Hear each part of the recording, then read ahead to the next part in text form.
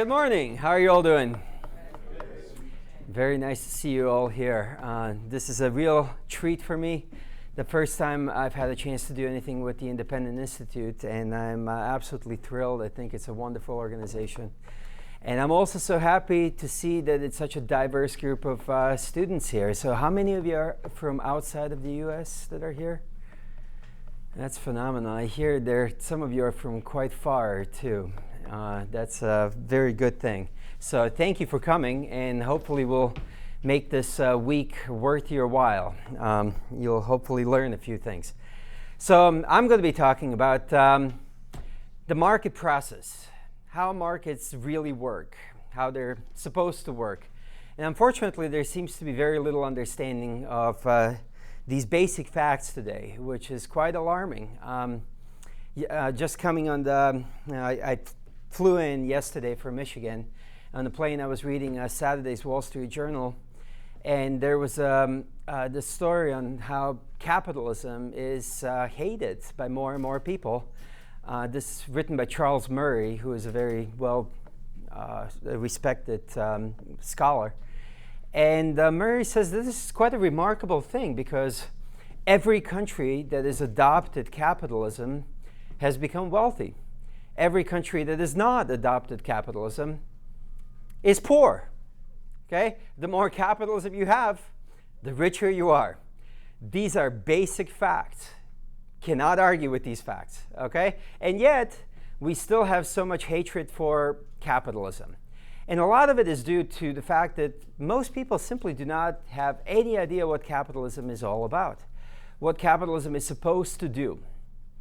And they oftentimes will think of crony capitalism or some kind of a massively government interventionist economy as what capitalism is. And it is absolutely not that. So I want to just establish some basics here, some fundamentals to make sure that we are all on the same page going forward. All right? Two things very quickly. First, I'm not going to be using PowerPoints. I don't particularly care for them. I want you to be looking at me. And come on, look how beautiful that is. How can you argue with that, right? Would you rather be looking at this or a bunch of letters on the projection screen? No contest, right? Anyway, I'm just joking, but I hope you don't mind. Second, I'm going to be approaching all of this from the perspective of Austrian economics. And I know that there's going to be quite a bit of talk about Austrian economics throughout this week. Just in case you're not sure what the heck it is, Austrian economics started in Austria, in Vienna, in 1870s by Karl Menger. The two most notable Austrian economists are Ludwig von Mises, M-I-S-E-S, and Friedrich Hayek, H-A-Y-E-K. And I'm going to be referring to their ideas quite a lot. Mises died only in 1973. Hayek died in 1992, only 20 years ago. 91 actually, come to think of it. So, these are not historical figures. These are fairly recent figures. But I believe that Austrian economists really have the best explanations for the problems that ail us. And I think a lot of the speakers here do. All right, so let's talk about markets. All right, why do we need markets? What do markets do? Let's start off by recognizing the basic human condition. This is the inescapable fact about being human.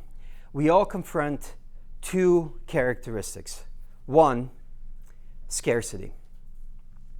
Two, ignorance. Okay, I'm not being insulting. I don't mean this pejoratively. I mean it descriptively.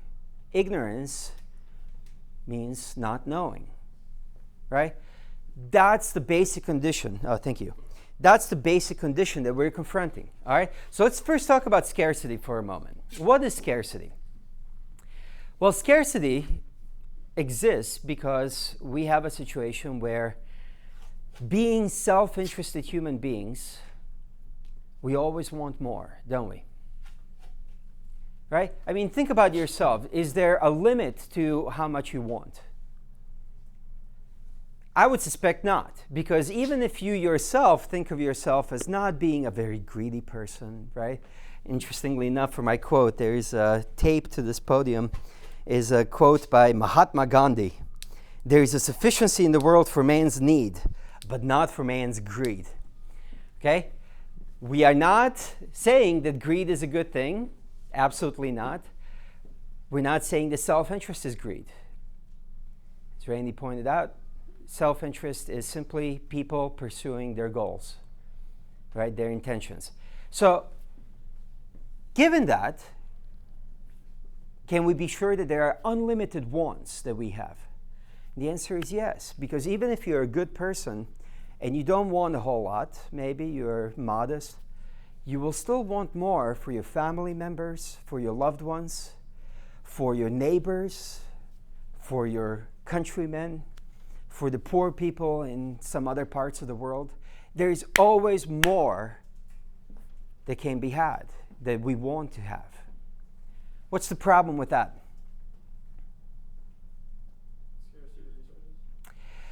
Yeah, the problem is that the means that we can use to satisfy those wants are definitely not unlimited. The means are quite limited. So we have a situation where our wants are unlimited, but the means to satisfy those wants are very limited. This is the situation that we define as scarcity. All right, so scarcity is basically when wants exceed the means to satisfy those wants. Okay? Scarcity is something that we will always confront. I don't know if ever any of you have watched Star Trek: The Next Generation. It's getting a bit of a second life right now, it seems like. He's got Captain Jean-Luc Picard, which is a role played by Patrick Stewart, who's amazing. But he's got this replicator in the Starship Enterprise, right? And it's built into the wall, and he'll turn to the wall and say, "Tea, Earl Grey," and it just materializes, right? That would be a post-scarcity world. We're never going to get there. All right, we're always going to have a situation where wants exceed the means to satisfy those wants. Yes? Even in a world with functionally infinite resources, wouldn't time become the chief? Sure, absolutely. That's an excellent point. Time is a very important factor of production, and certainly just an aspect of our lives, right? And we're not quite infinite in our availability of time yet. Though I hear a lot of talk that they're going to be able to functionally create, avoid death in the next 100 years. So that will be a very interesting thing. I'm not sure I'm really up for that. I don't know. You can figure that out on your own. But anyway, that's neither here nor there. So given that we are facing scarcity, we have to deal with choices. We have to deal with trade-offs, right? There's never enough for everything. So we as human beings constantly have to decide, do we want more of this or more of that? Can't have it all, right? Another problem that arises with scarcity is that we all can't have it all. Meaning that we have to decide who is going to get what. So there's only so much available. Who among us is going to get that amount and who is going to get some, let's say, lesser amount? You see, that's a difficult decision. And that's a decision that has to be made. So why can't we just all have the same amount? Well, we'll see as we go through the week why that's not maybe such a good thing. In order to resolve the conflict that arises from scarcity, right? Who gets what? That creates a conflict. In order to resolve this conflict, we must have some form of rationing. Now, rationing is a word that got a bad rep because, of course, when you say rationing, you immediately think government deciding how much everybody's going to get. But it doesn't actually have to mean that. That's just one form of the meaning of rationing. What we are talking about here is actually allocating in accord with some criteria for discrimination. And what we mean by discrimination here is simply making a choice, right? Like having discriminating taste, right? We're not talking about race or anything like that. So allocated in accord with some criteria for discrimination. Okay, so that person gets it, that person doesn't get it. That's the criteria for discrimination. Notice that competition naturally arises as a result of scarcity. Competition is simply what happens when people strive to meet the criteria for discrimination that are used to decide who gets what, to ration. Okay? Competition results from scarcity. It can only be eliminated by eliminating scarcity. And that's a very important idea because, of course, history of socialism was all about eliminating competition. Marx in particular thought that competition was very wasteful. Why would you need competition, multiple people doing everything, because there are economies of scale? If we can just have one firm do it all, we're going to be so much better off. But if there's private property, they can take advantage. Capitalists can take advantage of being a monopoly. That's why we need to have government ownership, because government would never take advantage of us. Of course, we just had a lecture about how government most certainly does take advantage of us. But this is the idea. Marx and socialists wanted to avoid competition. They wanted to get rid of competition. What basic recognition of our human characteristics, of our human condition, would lead us to understand is that competition can never be eliminated as long as there is scarcity. And there is always going to be scarcity. Okay? So, the only thing that we can do is change the form that competition takes by changing the form that rationing takes. Let's look at three very basic forms of rationing. Okay? Think about this. What's the earliest form of rationing in terms of deciding who gets what? How was this decided in the early days of humanity? Force. Violence. Right? The time of cavemen, when there were no laws, it was basically who had the bigger muscles, or maybe who had a bigger club, or who had the most effective weapon, right? Once spears started being invented, that gave you a pretty good advantage. Bow and arrow, even better, right? So competition was strictly in terms of violence. Who was more effective at being violent? And competition, therefore, took the form of trying to get better at violence.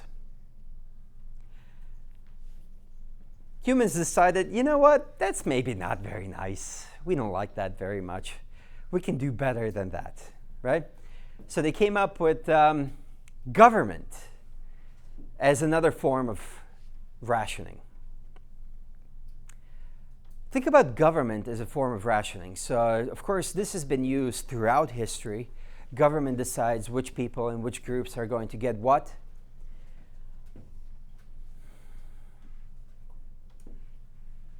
Do you notice any sort of what's the similarity and what's the difference with the earliest form of rationing, that is violence/force? Yeah, what differentiates government from all other social institutions is that we give it legal monopoly on the use of force.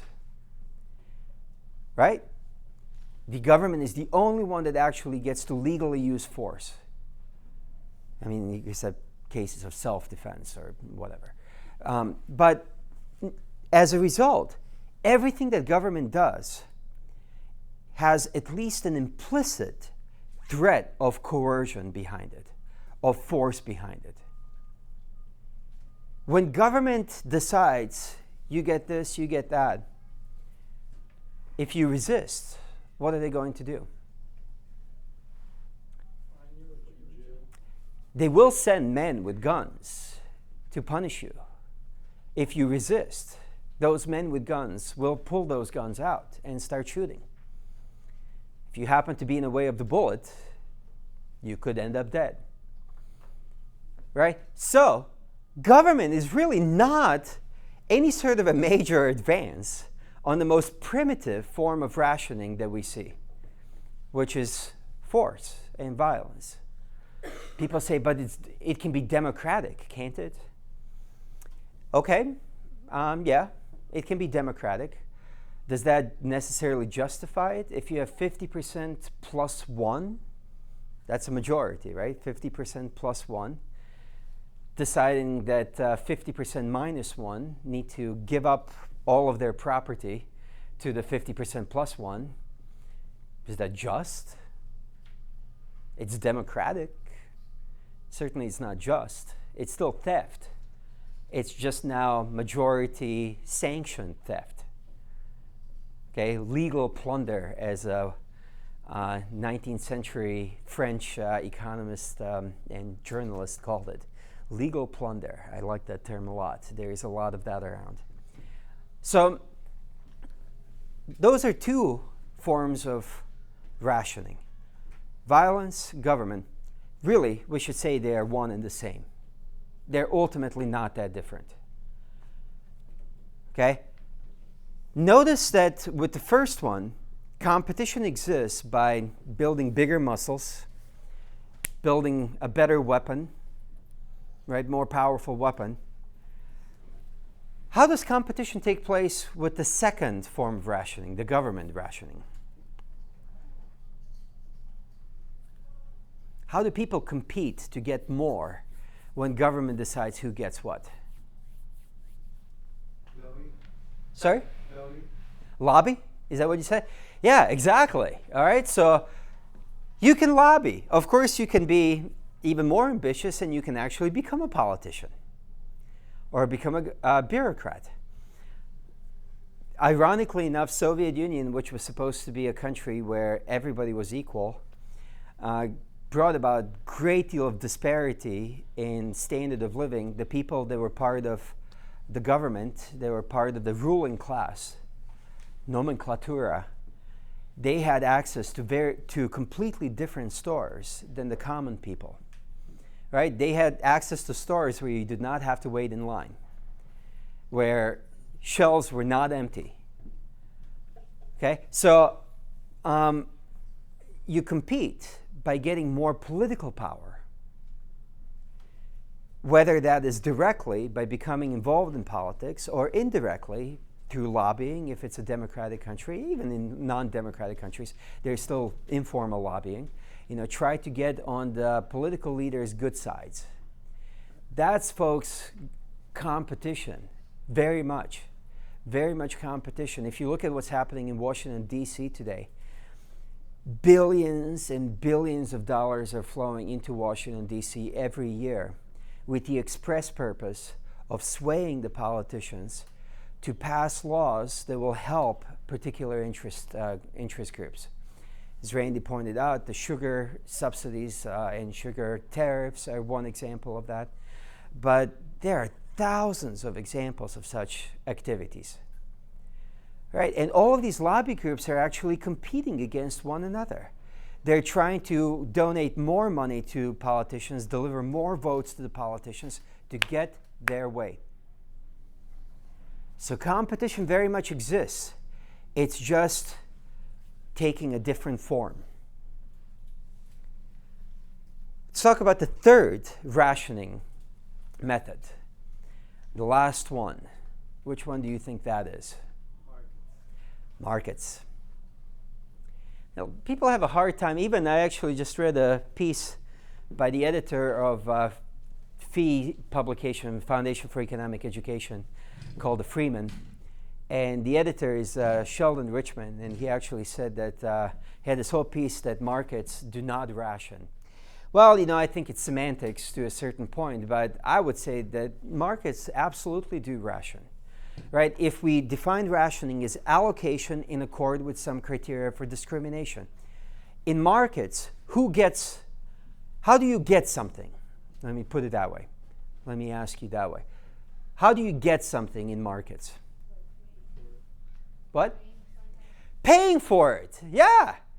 Looking at a particular price and saying, okay, I'm willing to pay that price.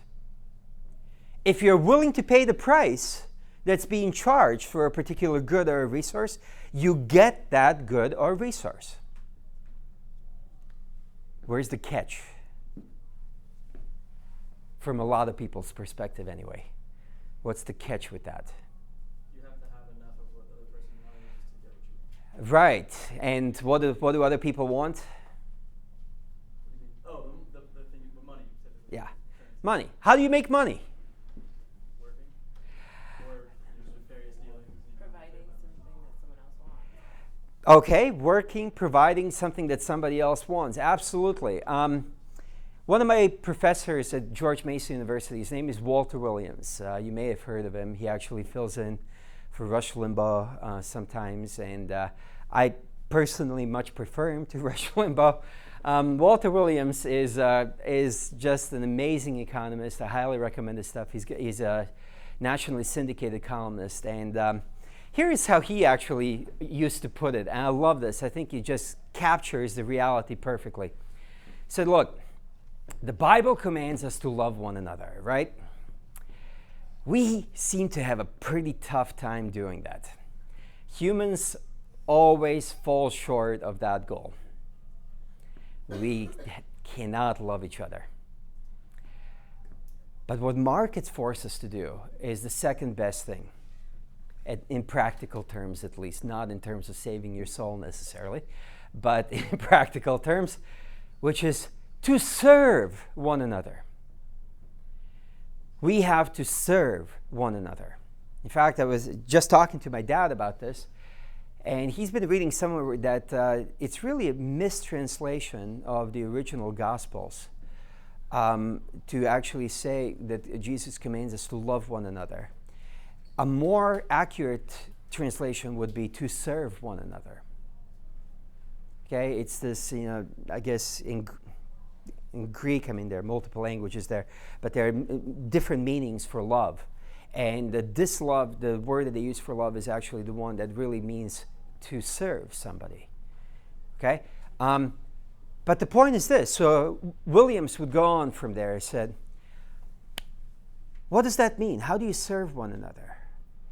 Okay?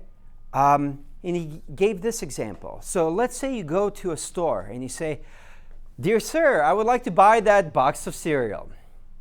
And the storekeeper is going to look at you and say, I'll be happy to give you the box of cereal, but you have to prove that you have earned it, that you have actually served somebody sufficiently to deserve that box of cereal. How do you prove that you have served somebody else?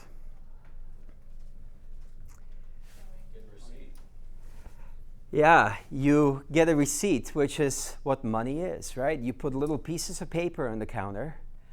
These pieces of paper, as long as you've gotten them legally, right? And that's what we're talking about with markets. We are talking about voluntary transactions.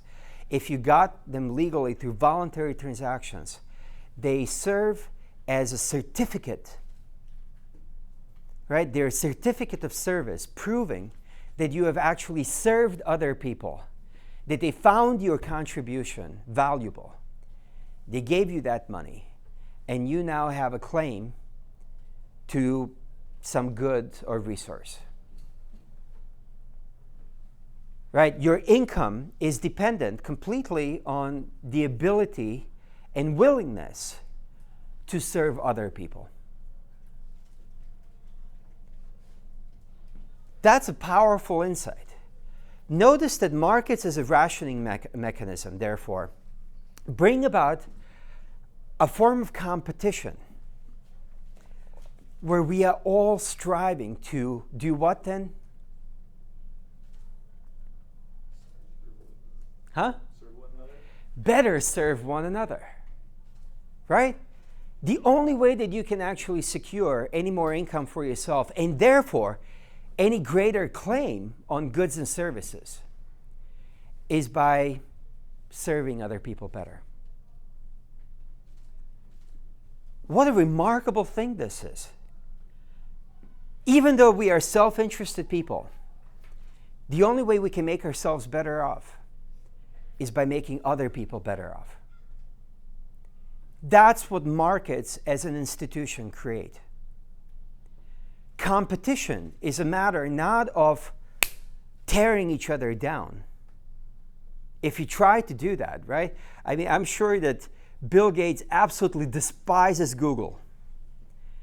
Does he get to go and have a drive-by shooting at Google headquarters? I guess he could try. But it's not markets. It's illegal. Right? It's violating somebody else's rights. The only thing that he can do is try to persuade you that Microsoft can serve you better than Google. And at the moment, that's an iffy proposition. And I'm sure that Microsoft is more than a bit worried about this. Yes? I'm sure it's, I guess, a bit too big of a question to expect a full answer from, but playing devil's advocate here, is that the market preventing him from doing the drive-by, or the government? Because as you said, it's illegal, not impractical. Like Randy, I'm not an anarchist. I believe that there are valid roles for the government, and basically the primary and really the only role for government is to protect our lives, liberties, and property. And government should be there to make sure that Bill Gates is not engaging in drive-by shooting at Google headquarters. That seems perfectly reasonable to me, right? But notice that by definition, even if we had anarchy or whatever, it still would not be market transactions, right? Violence, by definition, does not fall under market transactions. Okay? Because market transactions, by definition, are voluntary and non-coercive. If it's not voluntary, if it's coercive, it's theft. It's robbery. It's no longer market transaction. I must have the wrong end of this somehow, and I must just be misunderstanding you, but I mean, there's private military contractors, free market military groups, which hire out their violent services to people. Yeah. And that's a form of marketplace interaction. If you need someone, whacked, there's people who you can find to do it for you, and you pay them the value they put on their service. Well, you have a, The violence is directed towards not the person involved in the transaction. That's right. You have a voluntary transaction with the mafia-like group, right? But not with the person that's going to get whacked. All right. So it's a different thing. And this is not the sort of a thing that I think we should allow in a civilized society. Anyway, I do not want people getting whacked. All right. So that's we need to draw a line there. But the point again is that markets, just because let's say there is absence of government, that doesn't mean that all the transactions that will take place in the absence of government are market transactions. There is violence and force, of course, in all human affairs. Those are not market transactions. We must understand that. Are people that want to make themselves better off undertaking those violent transactions or activities? Of course, sometimes. But they do not qualify as market transactions. Okay? By definition, market transactions have to be voluntary and non-coercive, meaning that both parties have to expect to be better off. And that is actually this is what I was going to mention next, that is one extremely important benefit of markets and prices as a rationing method compared to violence in government. It's the only rationing method that is actually voluntary and non-coercive. Okay, even with government, even if there is no actual coercion involved, there is at least an implicit threat of coercion behind it. And I personally find that objectionable. I do not want a society where we have to rely on that. There is another advantage to markets as a rationing mechanism compared to violence in government. And that is that it's the only rationing mechanism that's actually capable of creating wealth. Okay? Violence and government, all they do is redistribute wealth. They take from some forcibly, put into the hands of others. And by the way, do not be under any delusion, that governments take from the rich and give to the poor. They do not. In fact, there is much more redistribution going the other way. And it should make sense if you understand the basic public choice insights. The poor are not the ones that are organized politically very effectively. They don't have a lot of money to give to politicians. The wealthy are the ones that have a lot of money to give.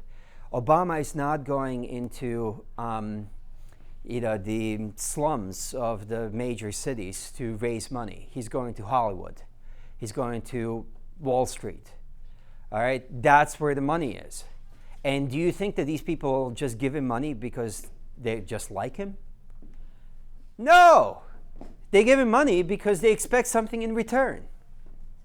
And Obama delivers. Okay? They all do. I'm not meaning to just pick on our current president. This is the way every one of them is. You see? So redistribution very much takes place, but oftentimes from the poor to the wealthy. And in fact, this again, the Coca-Cola example is just a very nice example. It drives up the price of this product, right? So the sugar growers can be made better off. Well, if you look at the sugar growers in general, they tend to be fairly wealthy people. All right, their income is greater than average. Who are the people that drink Coca-Cola? Well, a lot of them are quite poor. So you're actually driving up the price of Coke for the poor people. So this group of people that already has higher than average incomes can be made even better off. Yeah, that's really fair, isn't it? All right? So the reason why markets are capable of creating wealth, whereas force and government are not, is because with voluntary transactions, we know they will only take place if both parties expect to be better off. Right? So even though, let's say, look at eBay. eBay's not creating anything, but eBay has massively increased wealth in the United States. Because how we measure wealth is subjectively. How much value people get out of stuff. That's what wealth is. If we take somebody's piece of trash that's just sitting in their attic gathering dust, put it on eBay, put it in the hands of a collector that's been looking for that item for 10 years, right? That's been desperate to get that item. Wealth has now increased. No new production has taken place, but wealth has increased because subjective value has increased, right? When markets bring about voluntary exchange, by definition, wealth increases. It's demonstrably true because otherwise, if wealth was not increasing, the transaction would not have gone through. You see what I'm saying? Whereas when government redistributes, takes from the poor to give to the rich, sometimes it does it the other way too. You got to keep up appearances, right? Very important. So they have some redistribution from the rich to the poor. Why the rich put up with it? Because they understand that a lot more redistribution goes from the poor to the rich. So they're okay with having, progressive income tax rates and all of that because there are perks involved with that. It's a giant racket, folks. That's what our government is. The level of corruption involved in our political process, even in the United States, is astounding. Rent-seeking behavior is everywhere, where people are trying to make themselves better off at somebody else's expense. Right? That's what legal plunder is. you cannot create wealth in that way because you have no way of knowing that the people from whom you've taken the income or goods or whatever value those goods less than the people that end up with them. Right? The people that end up with the goods and higher income are simply the ones that had more political power or access to more political power. You see? So wealth is not created. It's usually, in fact, even destroyed in this process. Besides the fact that incentives are then to not produce anymore. But that's a whole different lecture. Okay? All right. So that's scarcity. Quickly talk about ignorance. What we mean by ignorance is simply that all of us know very little. We just have very little knowledge. I mean, if you think about all the things that are out there, how much of that do you know? Do you know how a computer works? How a smartphone works? Can you tear it open and go, aha, this is what needs to be fixed? No. Do you know how this fan works? Would you be able to build a fan? Would you be able to make a pencil? How many of you heard of a short article called iPencil? That's it? Oh, that's a terrible thing. Okay, every one of you needs to go and read iPencil tonight. All right? You can find it in multiple places on the internet. It was written by Leonard Read, the founder of the Foundation for Economic Education. And what he shows is that even something as ordinary and as simple, as seemingly simple as a pencil, has remarkable amount of complexity in it. No person could possibly have enough knowledge to build even a pencil. Okay? Never mind a fan or a computer or a jumbo jet. Right? We all have, as Leonard Read put it in that piece, tiny bits of know-how. We all know little bits of things. And what markets allow us to do is to pull our knowledge together, coordinate our knowledge through the market process to be able to build things. Now think about this. The most important thing that we are ignorant about is what should be built and how it should be built. None of us know that. Give you a couple of examples. Basically, the same ingredients go into yogurt as go into ice cream. Should we use those ingredients to make more yogurt or more ice cream? How many of you say yogurt? How many of you say ice cream? It's pretty evenly tied. So how do we figure this out? Tough. Should we have more cars or more airplanes? Very similar resources go into production of both. That's a really tough one.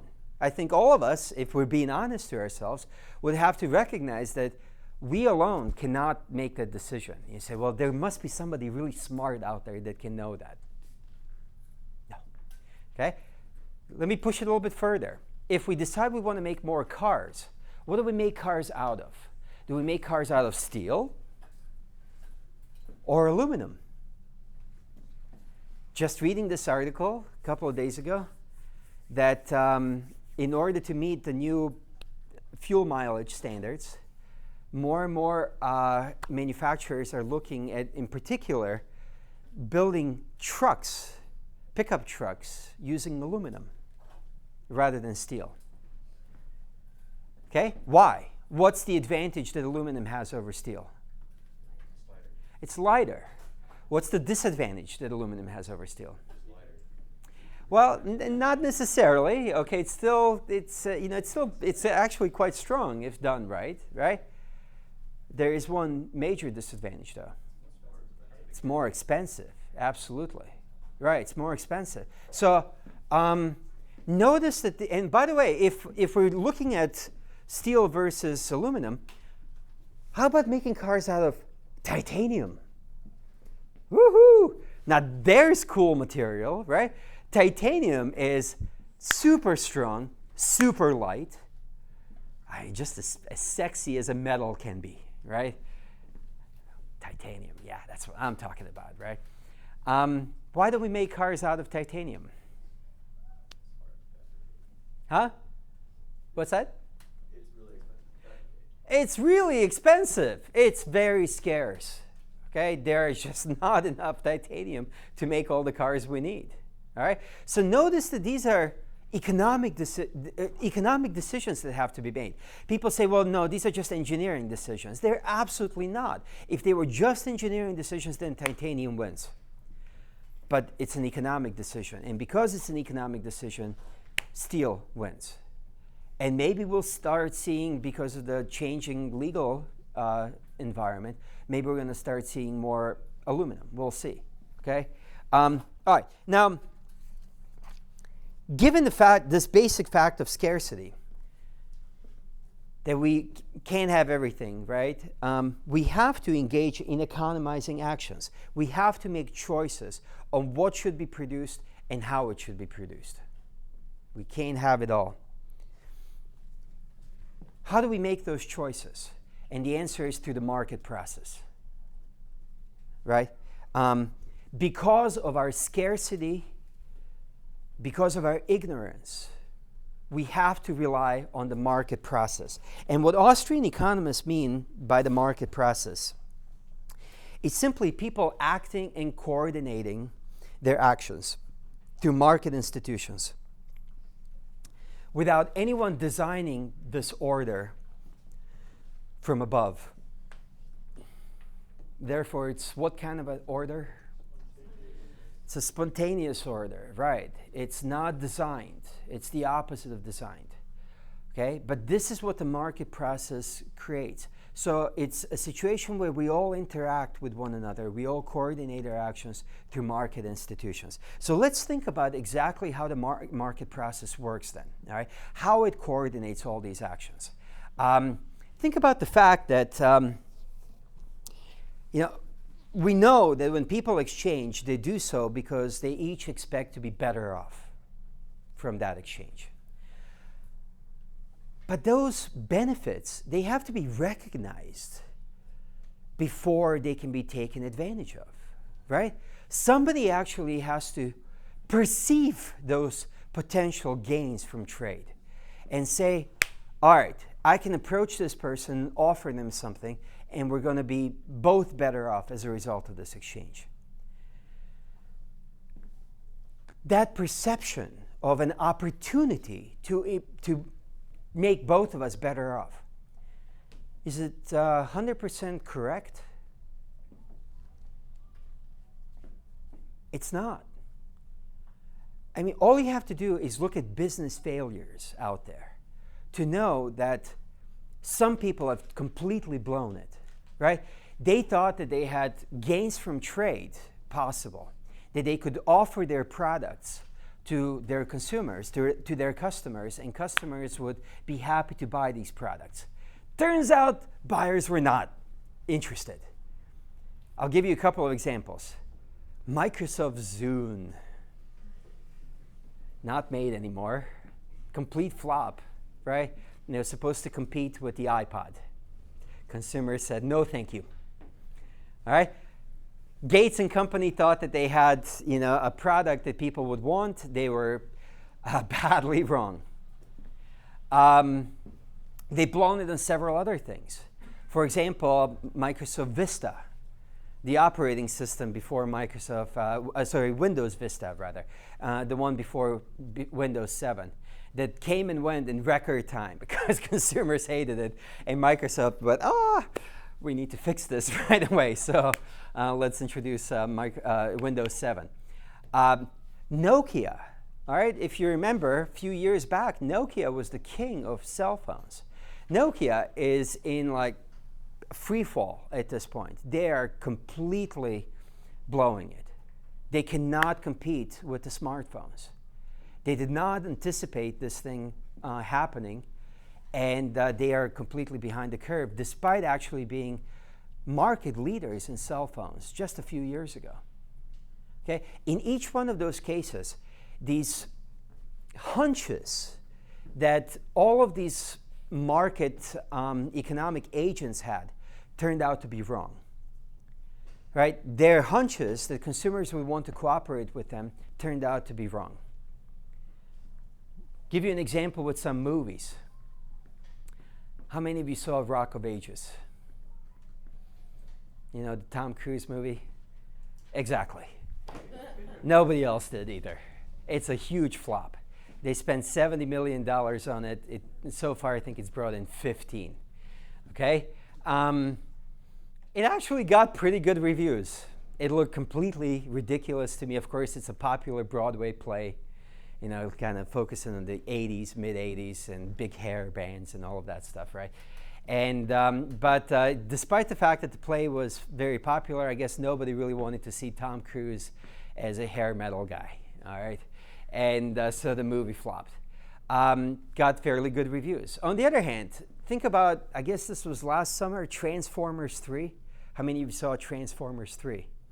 I didn't expect there would be very many here. I think there's a self-selection process here. People that come to events like these tend not to see Transformers 3. However, I mean, if you look at RottenTomatoes.com, right, which compiles all these different reviews, got terrible reviews. I think it was like, I don't remember exactly, but I think I wouldn't be surprised if it had like 10% positive reviews. And yet, it made oodles of money, tons of money, right? Notice that experts don't matter. Experts, right? The critics, the reviewers, they don't matter. Who matters? Consumers. Consumers decide who's going to be successful and who's not. Right? So the producers of Transformers 3 gave the consumers what they wanted. And of course, it was all like, you know, teens, especially boys, love robots that transform into other things. Right? And that's what teen boys really wanted. And we're happy to spend huge amounts of money on it. The reviewers did not matter. Consumers have to speak. How do they speak? With their pocketbooks, right? With their wallets. And that's ultimately who economic agents, producers have to listen to. We have a system that we call consumer sovereignty. What does that mean? Consumer is king. Yeah, consumer is sovereign. When we talk about somebody being sovereign, it's a king, right? So consumer is king.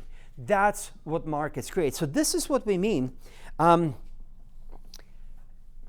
we talk about the market process. It's this process of recognizing opportunities for gains from trade, taking advantage of those opportunities from gains from trade, gaining from trade, right? That's the process we're talking about.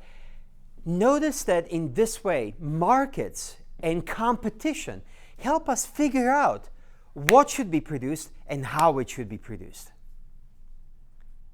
You see? What we basically have, we have a whole bunch of different people perceiving different opportunities and trying to take advantage of those opportunities, right? And consumers will ultimately decide which of those economic agents got it right and which ones did not. So the market, the process of competition, as each producer is trying to outdo the other person, right, the other competitor. It's the market process that actually discovers what should be produced and how it should be produced, based on what the consumers want. So Hayek actually talked about the market as a discovery process. Or actually, to be more precise, he talked about competition as a discovery process. And I think of them as equivalent things, right? Here's what he said. Wherever the use of competition, so this is Hayek, wherever the use of competition can be rationally justified, it is on the grounds that we do not know in advance the facts that determine the actions of competitors. It would clearly be pointless to arrange for competition if we were certain beforehand who would do best. Competition is valuable only because its results are unpredictable and on the whole different from those which anyone has or could have deliberately aimed at. Okay? So in the market process, these economic agents unwittingly and unintentionally act as social agents, helping the society discover what should be produced and how it should be produced. What name do we apply to these social agents to do this for us? Entrepreneurs. Entrepreneurs, right?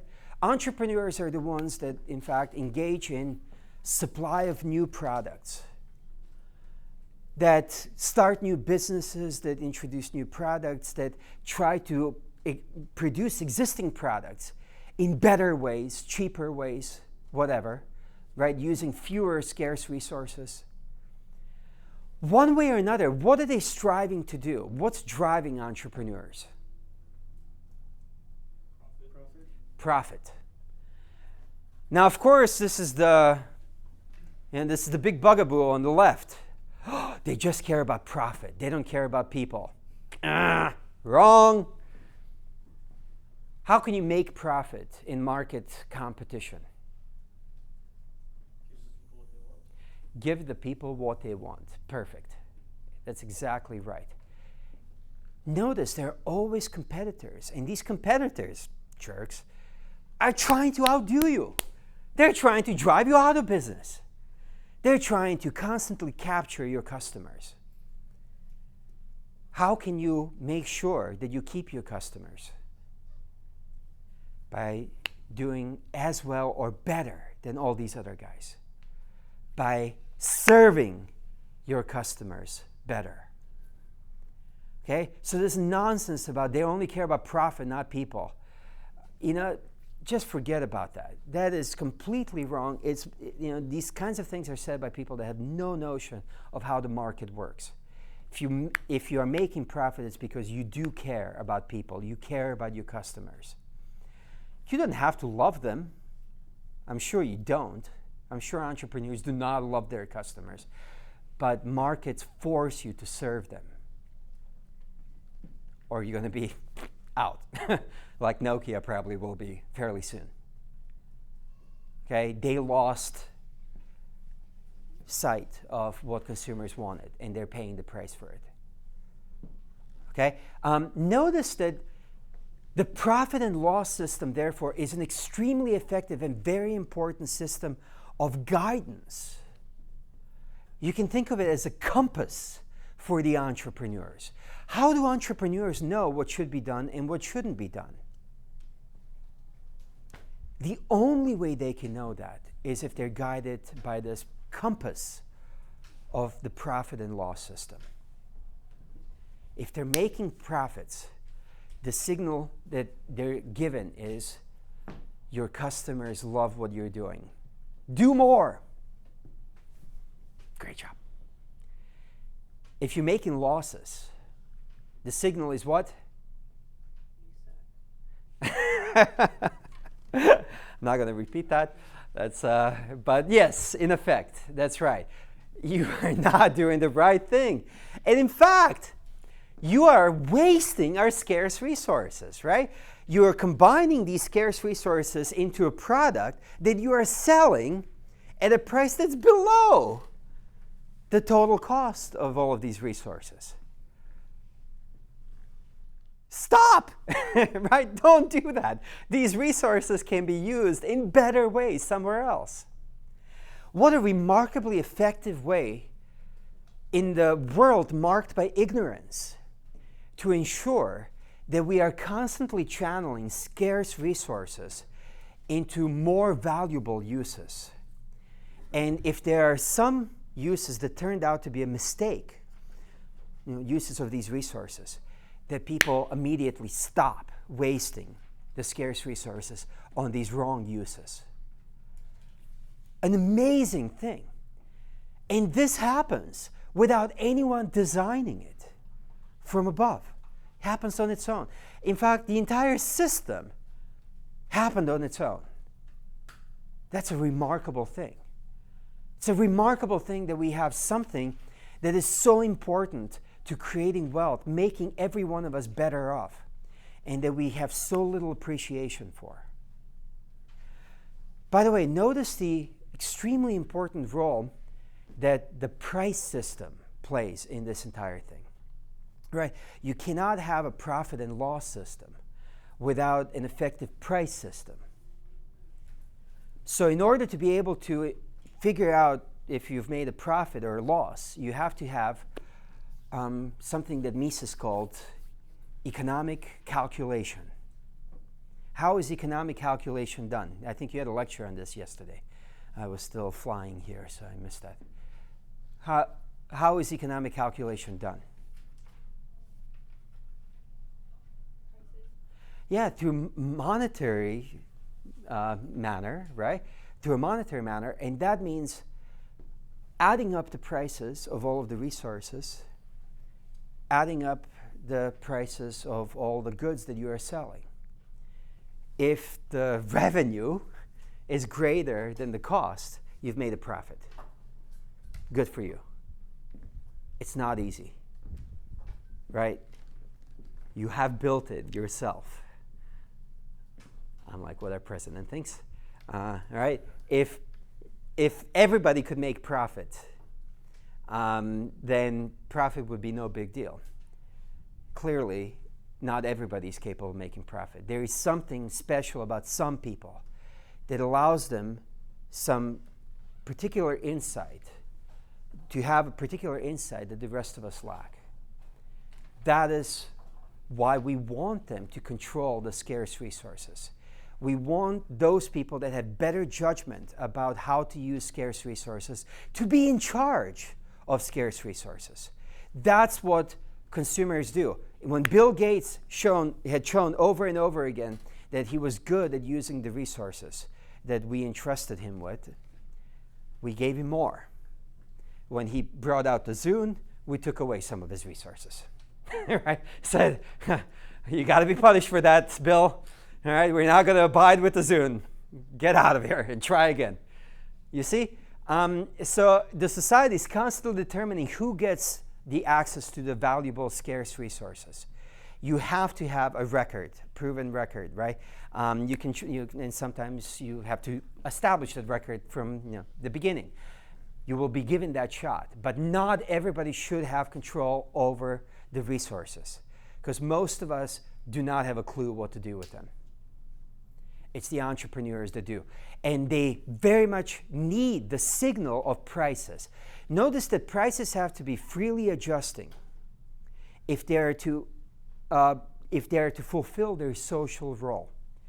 Their social role is to communicate to entrepreneurs and to consumers how scarce particular resources or goods are.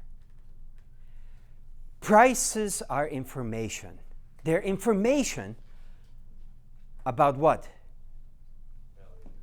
Value is subjective. It's about relative scarcity. So it's wants versus the means to satisfy those wants, right?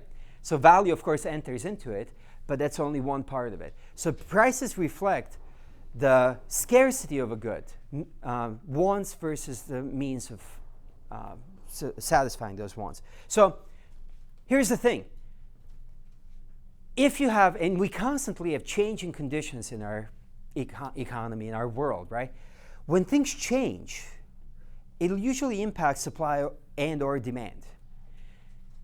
If the price goes up, it's because scarcity has increased. And the signal then is double. There is a signal that's the higher price will have the signal to the producers. Make more, right? You can make more money from this, and consumers want this thing more. What's the signal that a higher price sends to the consumers?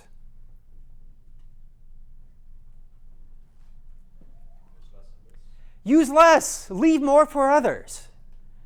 You see? So higher price, reflecting higher scarcity, has both of these important signals to consumers to be more cautious with the use of that resource, to the producers to try to produce more of that resource. On the other hand, lower scarcity will be accompanied by a lower price, which sends the signal to the consumers, have at it. It's less scarce now, consume more, be happy. To the producers, hey, maybe it's time to actually devote scarce resources to production of something else, something that is now more scarce. Okay, so it's again a signal to entrepreneurs to do the right thing. That signal ties into the profit and loss system to act as a compass, as a guide for what entrepreneurs need to do. And that compass or guide, you can think of it like the consumers are the North Pole, right? They're the ones that attract the needle. That's how the society figures out what should be done and how it should be done. By the way, notice that prices absolutely have to be freely adjusting in order to play this important social role, right? And the government is constantly tempted to manipulate prices. Okay? I think some of you ladies look a little bit chilly here. Are you? Anybody here that's a bit chilly? There are a couple of you. What if I was to tell you, let's find the thermostat there and put a match under the thermometer. And it'll start reading 75, 80. Are you going to be any warmer? Of course not. But that's exactly what we are doing when we try to manipulate prices. Prices reflect scarcity.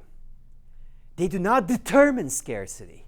Governments think that you can manipulate prices and that's going to change scarcity. No, prices are just a thermometer. They tell us what's happening with scarcity. If you mess with prices, you're now going to change the underlying reality. Just as messing with the thermometer is now going to change the underlying actual temperature in this room. Okay, so all right, I think I better wrap it up here. So just a couple of words in conclusion. This is how a market system solves this problem of what is to be done and how it is to be done. How do we use our scarce resources? It is impossible for anybody, no matter how smart they are, even Obama, okay, to be able to know this in advance, in the absence of the competitive process, of the market process of competition, right? We need the market process to show us, to uncover the information about the subjective preferences that of millions of people in our society that are locked up inside the heads of all of these consumers. It's only through the process of competition that we have access to those valuations, to those preferences. So you can think of successful entrepreneurs as, in effect, society's knowledge gatherers, right? They gather the knowledge of what is to be done and how it is to be done. They respond to consumer demand, to the signals of the price system, and use scarce resources to provide those goods which the consumers really want. Okay? In this way, entrepreneurs are also a coordinating force in our society, right? Coordinating the proper use of scarce resources in order to satisfy as many people as possible.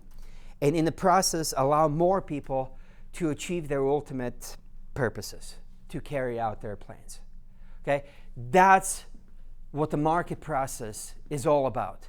That's how it would work in the absence of obstacles that governments all around the world create to the rational operation of the market. And I think you're going to hear a lot more over the next couple of days about all of those different obstacles that the government creates to the proper operation of the market. Okay, I'll be happy to discuss this during, of course, the discussion session or in private. I'll be here all week. Come talk to me during the meals, anytime, all right? So thank you very much. Thank you.